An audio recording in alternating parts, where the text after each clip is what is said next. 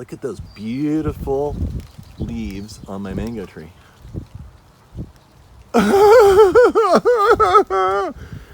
Like Kerry mango. I was growing this thing in my shade house. It was doing great. I even got a huge mango off it. It was the most delicious thing I've ever eaten.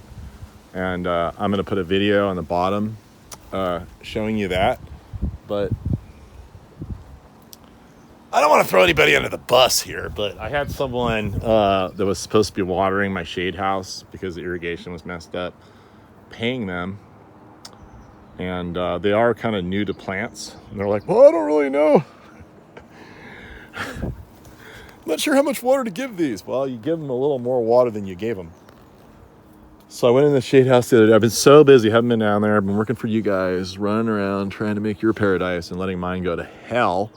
See? Somebody needs to take care of this place. Because I'm too busy running around. Anyway, no, so came back in the shade house and I saw this and just went, ah! Wait, let me repeat that with emphasis. Ah!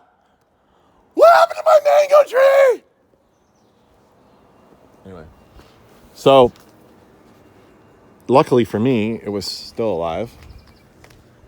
And this is where I wanted to plant it. So what I want to talk about is it's probably best not to get your plants until you really are about to plant them, because these kind of things can happen. Once a plant is in the ground, it's really hard to kill it because it can root out and it's so much more forgiving.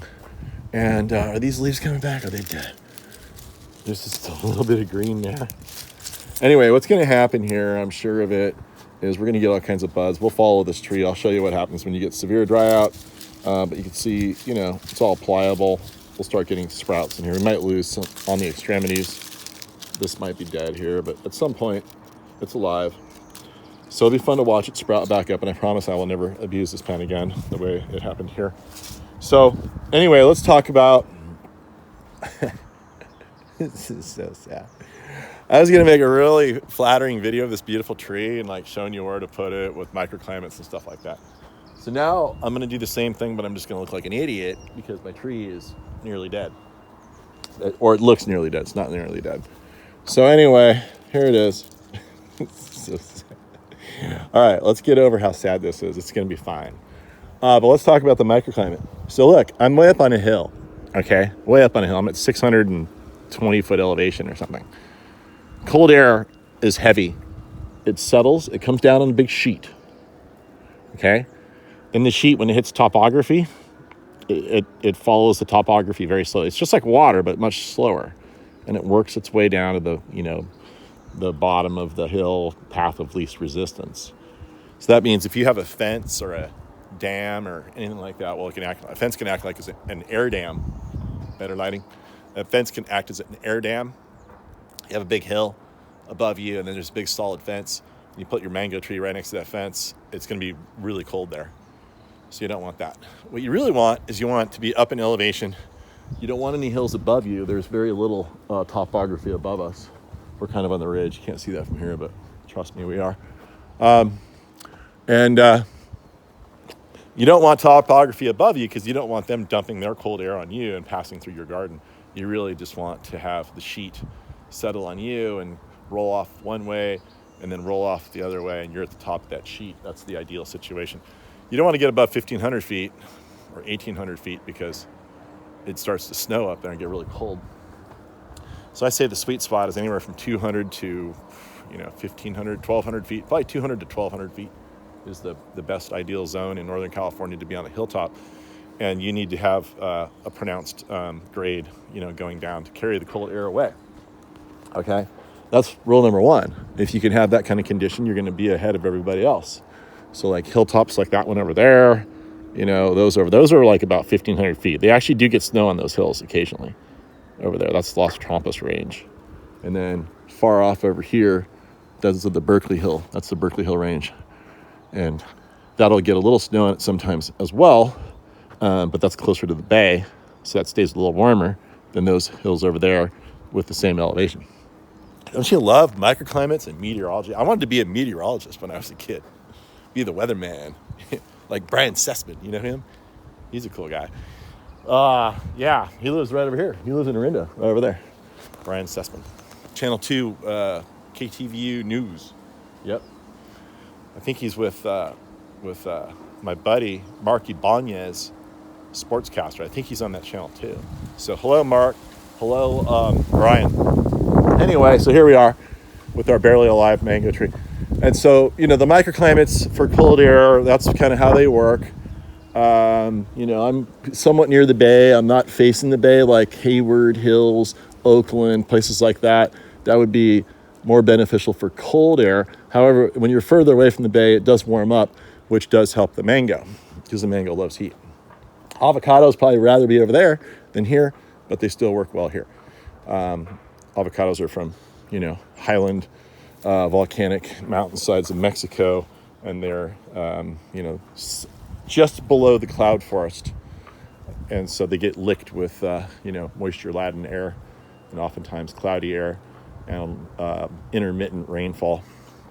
And so, that's a little bit, the Berkeley Hills are probably the best sort of situation in the Bay Area for avocados, and this is probably second best where I am. But anyway, moving beyond the microclimate to the microclimate, and we have all kinds of things affecting that. First and foremost, we have a stucco house. Stucco is going to hold on to a whole bunch of heat. It's going to take the heat in during the day. The more masonry material you have, the better to take in all that heat, and it's going to release it at night really slowly. That happens all year long, even in the winter. Even when it's feeling really, really cold out, it's all relative to, colder on the other side of the house because it's north facing. So you can see the sun comes up over here. It comes all the way across, and it sets over there. This is going to get sun all day. So it's the ideal spot. This is probably the ideal spot in the whole entire garden. You can see I planted in the other ideal spot king palms up against the house, and they did great. Of course, I'm not watering them much right now, so they're a little bit kind of testing the garden, how drought tolerant. I haven't watered this garden at all. It's already mid-May, and it's looking pretty good still. So, but the king palms, I utilized that microclimate over there, and they loved it. They had no problem. They got damaged once, and that was it. 20 years ago is when I planted those. So I have high hopes for this mango. I had higher hopes when it actually wasn't destroyed from lack of water. But my prediction is this tree will grow up. It'll be beautiful. It's going to be a little bit slow going here because of what happened to it. But we have this south-facing wall. It's going to capture all the sunlight all day long in this little microclimate here. It'll be really, really warm here. Probably in the wintertime, the sun's on a low trajectory. So the sun comes in like this, boom, and just warms this whole area up. And because of that, this mango is going to really thrive. Not only is he going to like all the light that he gets, but also just the general heat buildup. Any kind of stone you can put around your plants, that's also going to capture the heat and hold it at night. Even this big hunk of concrete right here is going to be giving off, some thermal value units during the night. And something else that's interesting is lawns, like grass lawns, like real grass lawns. They have this unbelievable effect of cooling, and they can really, really cool an area. So like the Central Valley oranges that grow down there where they're subject to a lot of freezing, they actually just make sure there's not a single leaf of grass in there. They're just denuded, which is kind of sad because it's not that environmental to do that. But it does create a better microclimate for the trees because the grass has this crazy effect where it lowers the temperatures immensely. And so does a lawn in your house. So if you have a lawn, it's going to decrease the microclimate effectiveness for subtropical plants. Whereas a fake lawn like this one, I was tired of bringing the mower down here. I don't really play golf. The only golf I play, boom, hit golf balls. Beer, get some beer, turn the music on, hit golf balls. That's my buddy Sam's house. Sam over there. He's my next door neighbor, but I never see him because the road to get there is like 2 miles to get to Sam's house. Or I could go through the forest, which is rather difficult. But anyway, sometimes I can make a ball hit Sam's swimming pool. So he wears a hard hat now, when he hears me up here. As soon as he hears the music, puts the hard hat on. But anyway, this fake grass, it actually builds up a lot of heat. In fact, this stuff builds up so much heat that a lot of people in hotter areas have to have sprinklers just to cool off the area. The whole area will get warmed up. So in the wintertime, this is a really warm area. And of course, that builds up the microclimate here too. Prevailing winds come from the west. So imagine this, it all warms up. You have a little tiny breeze just moving that heat right into the mango. Okay. And what else can I say about this? You can see the cold air that is above us. It's going to come down. It's going to hit the house. It's going to go around, and it literally is going to drop down here, and it's absolutely going to miss this tree because of the. It's like a river. There's like a rock in the middle of the river, and there's slack water right behind that rock, and there's rapids all around it because all the water is moving around that rock and not through it. And the same thing with the cold air. It's moving around this house and not through it, so it's going to keep this area even warmer. And so it's maybe one of the best microclimates in all of Northern California to do this. I can't get over how sad it looks though. Anyway, I don't think the gophers will like the mango because it actually has kind of a toxin in the sap. But, you know, I had this laying around, so the screen, so I threw that down. I'm about to throw a little deer screen down. I highly recommend that. We've got a lot of deer here.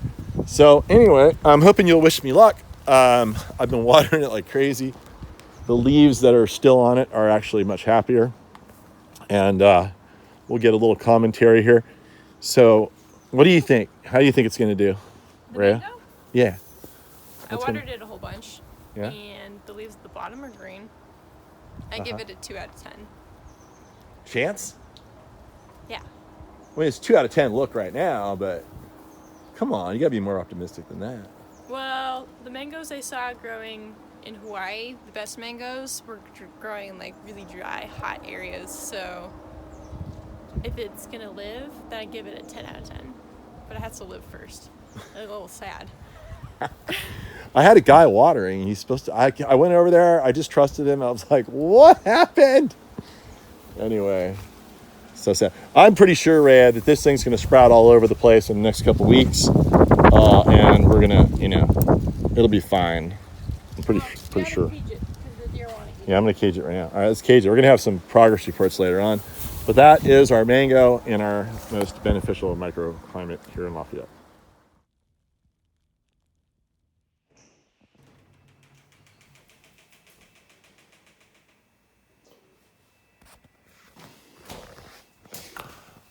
Desperate times call for desperate measures. I don't know, maybe you haven't heard. Right now it's August 18th, and you might not have heard about this yet, but we're in a severe drought. Severe, and I mean like, this is really sad. I can't even tell you all the metrics that are out there that make it look semi-apocalyptic. But anyway, people, you got to do what you can, right? So I can name a huge list of stuff you probably already heard of. But what I like to do is put buckets in the shower. And then when you're warming your shower up, you just toss the thing in there for you time it, and you know how long it takes, like 20 seconds, and then you pull it back out. This is my wife. My wife refuses to go low flow. This is like a mist. I love it. And it uses 5 times less water than this one. But she is a clean fanatic, and she married the opposite. So sometimes that frustrates her. But anyway, that we have to share a bed and those kind of things. But nonetheless, I have trained her really well to fill my buckets up with her copious amount of shower water. Also, if you have a swimming pool, there's no law that says you need to take a shower every day, especially if you have a swimming pool. I mean, I usually come home. I don't want to sound gross, but hey, I'm saving your planet here, baby. I'll come home from work, and I'll just jump in the pool, which is right up there, and I'll just literally scrub off, and, that's pretty darn clean. And then every so often, I'll actually get in the shower and use soap. So here is my sad mango tree. This is the second half of this video, 4 months later. It has a really beautiful red and dead look to it. I decided to kind of not trim it to see where it was going to survive from extreme dry out. I had a guy working for me who, I think I explained this before, and he was supposed to be watering, and he was not. Anyway, yeah, the tree sprouted back. I was hoping it was going to sprout up higher, but it's vigorously coming back now. So I have high hopes for it. Curry mango, the fruit on it's just unbelievable. I actually got a fruit off this tree when it was in the container. That was just like the best thing I've ever eaten in my life. But anyway, it's getting TLC now. Gary is under its direct care, and it's getting 5 gallons of water from the shower. Don't worry about the soap. It's not a big deal. 5 gallons of water every 2 or 3 days. So anyway, as you can see, don't give up on your plants. If they dry out, they'll likely resprout further down, and they'll lose some ground. But hopefully this thing will come like roaring back next spring, and I will continue to report on what happens to an otherwise beautiful, perfect mango tree that someone allows to dry out severely. Anyway, no, so yeah, let's talk about the drought. I'm gonna have a lot of videos about the drought coming up, guys. Once your landscape is thoroughly established, you'll find that it's incredibly drought tolerant. And some things like these palms, these sago palms, all this really succulent stuff, bird of paradise, even candy tuft down here. These things become immensely drought tolerant. Bougainvillea, so drought, all these things so drought tolerant in Northern California that they need no water at all to survive once they're established. And so I'm really severely drying out the garden. I'm losing a few finicky little things, but 90% of the stuff is just having really no issue with it. So anyway, hopefully, I want you all to pray for rain. We need it extremely badly. You can see the smoke. This is forest fire smoke. Probably the shifting of climates and, forests occurring now where they probably won't occur in 100 years. And because it's so dry, it's so hot, temperature's up, and moisture's down. And this is what you get.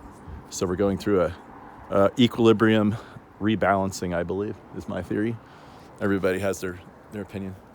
But I think the climate thing, well, I'm not going to say it's real. I'm going to say, I think it's real. I think it's really real. I've been watching this thing since 1982. And I believe now it's here. Anyway, that's it. So get your buckets. You can buy them at Lowe's. You can buy them anywhere. And save some water. You feel so happy watering your plants individually.